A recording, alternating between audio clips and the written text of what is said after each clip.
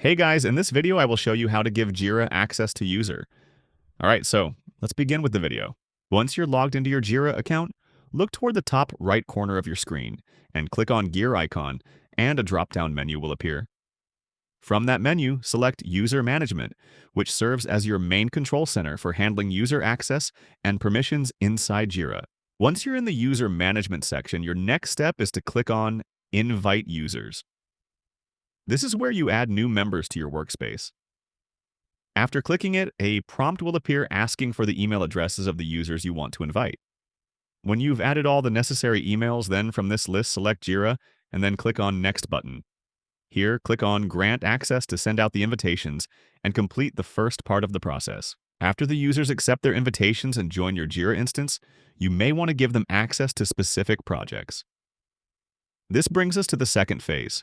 Navigate to the project settings of the project where you want to grant access. Inside the project settings, look for the access option. Once you're on the access page, click on Add People. A search bar will appear, allowing you to find the user by typing in their name or email address. After locating the correct user, the next important step is assigning them the appropriate role. You may assign them as an administrator if they need full control, a member for standard access, or a viewer if they only need to observe without making changes.